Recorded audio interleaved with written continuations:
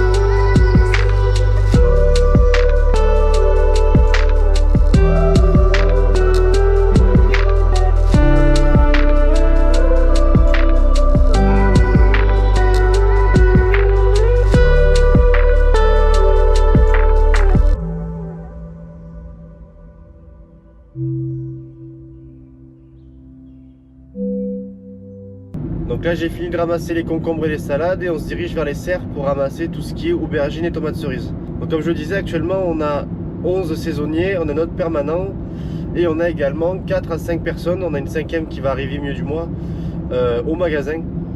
Et on commence à ramasser à 6 h. Pourquoi on commence si tôt? Ça nous permet tout simplement de garder la fraîcheur de ce qu'on ramasse et ça nous permet surtout d'être prêt pour l'ouverture. Étant donné qu'on ouvre à 9 h 30, on a besoin tout simplement de marchandises pour l'ouverture et également pour honorer les commandes que les clients passent.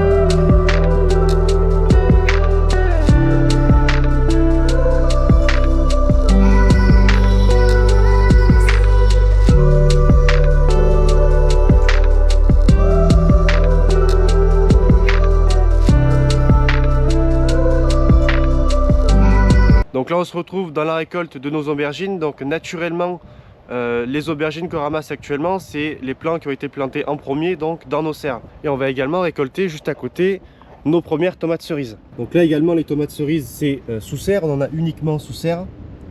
Et on ramasse du coup au fur et à mesure de bas en haut.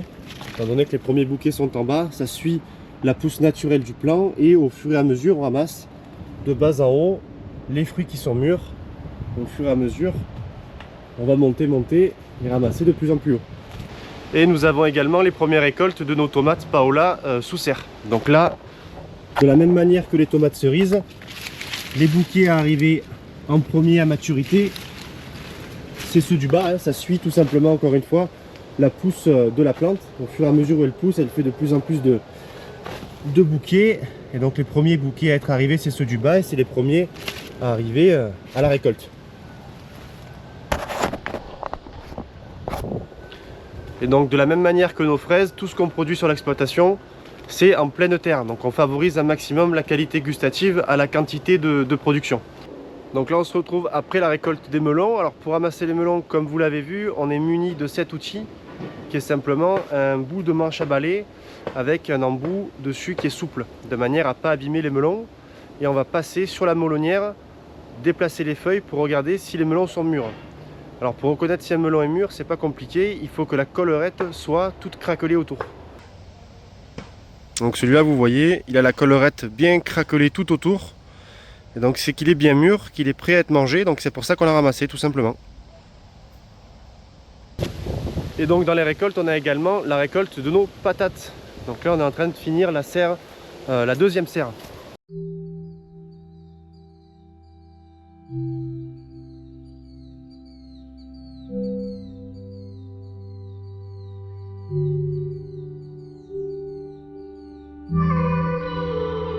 Donc là je pars livrer, donc première livraison à 8h40, donc habituellement on livre entre 8h30 et 9h moins le quart, hein, de manière à ce qu'elles aient au magasin tout pour l'ouverture, qu'elles manquent de rien, que ce soit donc pour l'ouverture comme j'ai dit et pour honorer les commandes. Et donc là je pars et ils sont en train de ramasser la dernière serre de patates. Donc là on va arriver au magasin, donc je vais vous prendre quelques images rapides de l'emballage.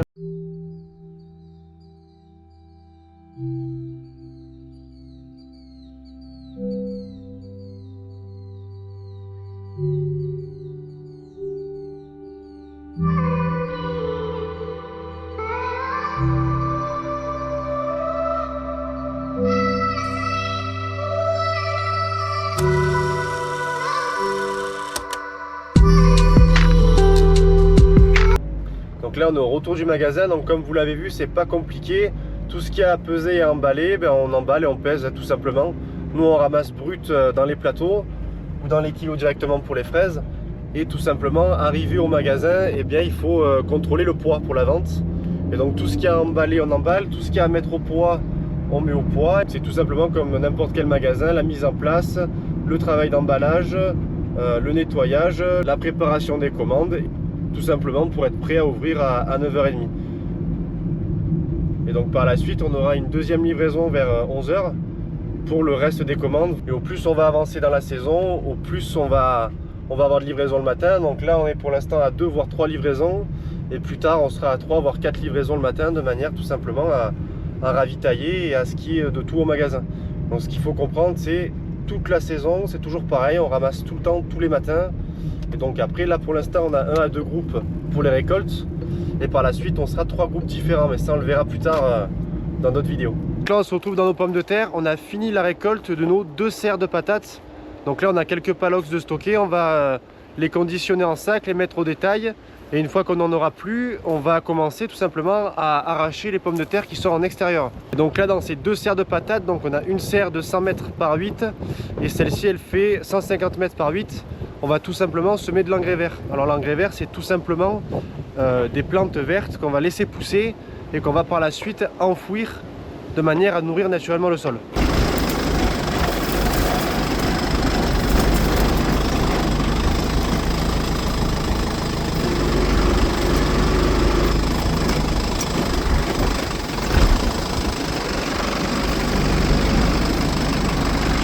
Donc là on se retrouve dans notre parcelle d'abricots. Donc comme vous le voyez, j'ai amené les plateaux pour la récolte au sud des rangées.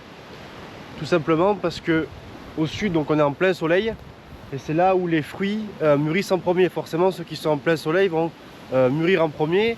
Et ça nous permet également de récolter avec le soleil dans le dos. Donc de ne pas être ébloui par le soleil et de simplement voir plus facilement ce qu'on récolte. Et donc le fait de faire ça, ça facilite tout simplement la récolte et ça favorise justement une récolte de meilleure qualité.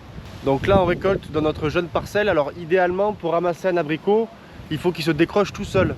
C'est-à-dire que là par exemple, vous avez la branche et normalement il faut délicatement le prendre et qu'il s'arrache. Il faut qu'il s'arrache tout seul de lui-même. Il faut mettre sa main dessus et il s'arrache, il se décolle tout seul, tout simplement de la branche. Et c'est comme ça tout simplement qu'on a la maturité optimale pour la récolte des abricots. Donc là vous voyez tout simplement, normalement il suffit d'effleurer le fruit. Donc on ramasse de cette manière là, il faut que le fruit tombe délicatement, naturellement dans notre main. C'est comme ça vraiment que c'est optimal pour la récolte de l'abricot, c'est comme ça qu'il a sa pleine maturité. Le seul problème de récolter de cette manière là, si vous voulez, c'est que le fruit il reste donc plus longtemps sur l'arbre et du coup on a plus de pertes. Étant donné qu'il se détache tout seul, il va être beaucoup plus fragile et donc les premiers abricots mûrs en général ont tendance à tomber et c'est là aussi qu'on voit que la parcelle est prête à faire la première récolte. Il faut savoir qu'on ramasse en 2 à 3 fois idéalement, ce qui nous permet tout simplement d'avoir de la maturité sur l'ensemble des fruits qu'on ramasse. Si on ramassait qu'une seule fois, les fruits qui sont au milieu de l'arbre, forcément qui ont moins de soleil, là ils sont pas encore mûrs. Et c'est donc comme ça qu'on voit en général que les parcelles sont prêtes à faire la première récolte. C'est tout simplement quand il y a une petite partie des fruits au sol, on sait que ça commence à être mature et c'est là vraiment qu'on va pouvoir commencer à récolter. Donc là on va aller voir l'équipe qui récolte et on en discute après.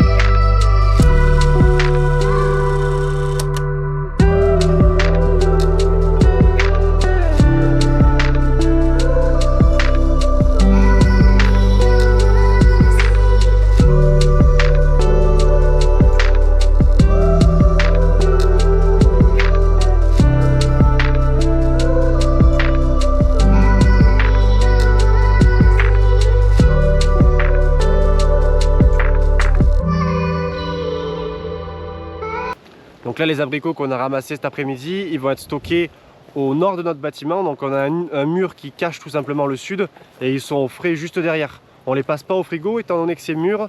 Si on les met au frigo, ils vont transpirer et ils tiendront plus après. Donc on les stocke derrière à l'abri et sans frigo à température ambiante. Et c'est comme ça qu'on les garde le mieux. Donc là on est devant un chariot. Donc pour nous aider à récolter, on a ce type de chariot. Bon ça c'est un que j'ai fabriqué, mais Grosso modo, on met une palette vide sur ces chariots et ça nous permet tout simplement de tirer et de l'amener quand on ramasse au fur et à mesure pour pas faire des allers-retours tout simplement au bout de la rangée pour poser les plateaux pleins. Et donc ces chariots là on en a 4, on en avait un à la base, j'en ai fabriqué 3 autres et tout simplement moi je mets 2 palettes vides sur 2 chariots et 2 palettes de plateaux pleins sur les 2 chariots suivants. Ça fait que, étant donné qu'on n'est pas tout le temps avec eux pour ramasser, moi je charrie les palettes, je les aide évidemment à ramasser, mais je charrie les palettes quand c'est plein pour pas laisser les abricots au soleil. Malgré qu'ils soient au milieu des rangées avec l'ombre, on n'aime pas trop les laisser comme ça après récolte. Ça nous permet surtout de gagner du temps parce que s'il fallait qu'ils aillent au bout de la rangée de 200 mètres, poser leur plateau plein, revenir avec des plateaux vides à chaque fois, au plus ils s'éloignent, au plus ils perdent du temps. Là au moins ils tirent au fur et à mesure et ça les accompagne. Et ce que je fais en général, du moins ce que j'essaye de faire, c'est que la palette de plateau qui est sur le chariot, elle fasse les 2 palettes. Donc je mets 120 plateaux à peu près sur la palette de chariot. Et du coup, une fois qu'ils en ont rempli une, les plateaux qui restent vont finalement remplir parfaitement la deuxième palette. Donc ce qu'il faut comprendre, c'est que la plupart des abricots que vous consommez dans les grandes surfaces ou chez des revendeurs, c'est des abricots qui sont récoltés 3, 5, voire 7 jours avant leur pleine maturité. Tout simplement parce que les grandes surfaces et les revendeurs voulant acheter au moins cher possible, les agriculteurs, qu'est-ce qu'ils font? Ils ramassent avant tout simplement la pleine maturité du fruit pour avoir le moins de pertes possible. Nous, si on avait récolté il y a 4 jours, tout simplement toute la perte qu'on a au sol, donc tout ça là,